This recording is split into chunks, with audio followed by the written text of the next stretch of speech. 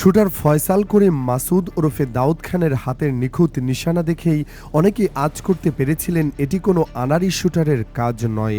পরে জানা গেছে ফয়সাল এমন একজন ব্যক্তির থেকে অস্ত্র চালনার প্রশিক্ষণ নিয়েছেন যার স্বামী একজন সেনাবাহিনী মেজর, এবং সেই মেজরের আবার 90 দিন ধরে ভারতে গেরিলা হামলা চালানোর বিশেষ ট্রেনিংও রয়েছে। বলছি বাংলাদেশ সেনাবাহিনীর ভারতীয় এজেন্ট মেজর সাদিক এবং তার স্ত্রী সুমাইয়া জাফরিনের কথা।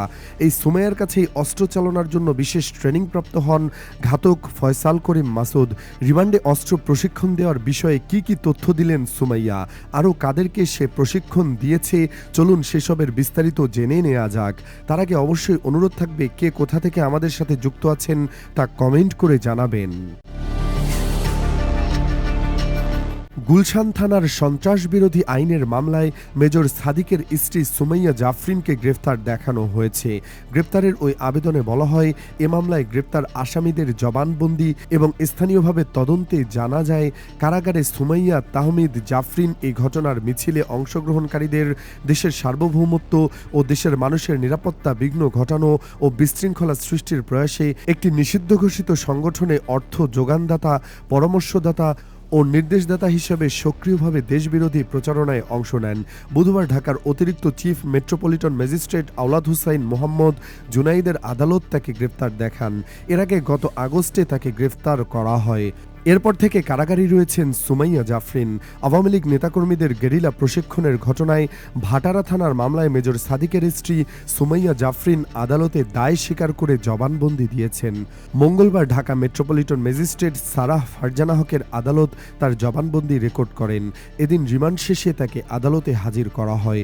এ সময় তিনি স্বেচ্ছায় স্বীকারোক্তিমূলক জবানবন্দি দিতে সম্মত হন। পরে মামলার তদন্ত কর্মকর্তা ডিবির গুলশান বিভাগের পরিদর্শক মোহাম্মদ জিহাদ হোসেন তার জবানবন্দি রেকর্ড করার আবেদন করেন। আবেদনের পরিপ্রেক্ষিতে আদালত তার জবানবন্দি রেকর্ড শেষে কারাগারে পাঠানোর আদেশ দেন। এর আগে 7 আগস্ট শুনানি শেষে আদালত সুমাইয়ার 5 দিনের রিমান্ড মঞ্জুর করেন। মামলার বিবরণী থেকে জানা যায়, গত 8 জুলাই বসুন্ধরা সংলগ্ন কেবি কনভেনশন সেন্টারে নিষিদ্ধ ছাত্রলীগের একটি গোপন বৈঠকের আয়োজন হয়। সকাল 10টা থেকে সন্ধ্যা পর্যন্ত অনুষ্ঠিত বৈঠকে নিষিদ্ধ ছাত্রলীগ, আওয়ামী লীগ ও অবসরপ্রাপ্ত সরকারি কর্মচারীরা মিলে 300 থেকে 400 জন অংশ নেন। তারা সেখানে সরকার বিরোধী স্লোগান দেন। বৈঠকে পরিকল্পনা হয়, সাবেক স্বৈরাচার হাসিনার নির্দেশ পাওয়ার পর সারা দেশে লোকজন এসে ঢাকায় সমবেত হবেন।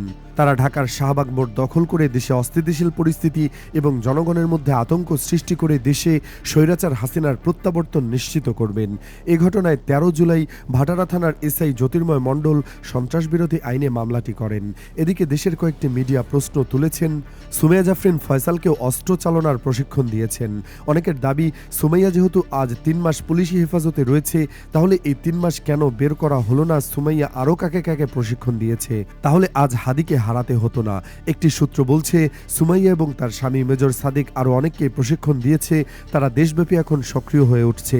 উল্লেখ্য, গত জুলাইয়ে আওয়ামী লীগের নেতাকর্মীদের প্রশিক্ষণ দেওয়ার অভিযোগ উঠে বাংলাদেশ সেনাবাহিনীর একজন মেজরের বিরুদ্ধে। সামাজিক যোগাযোগ মাধ্যমে এই দাবি উঠলে সাদিককে সেনা হেফাজতে নিয়ে জিজ্ঞাসাবাদ করা হয়। তাকে গত 17 জুলাই নিজ বাসস্থানের রাজধানীর উত্তরা এলাকা থেকে আটক করে হেফাজতে নেয় সেনাবাহিনী।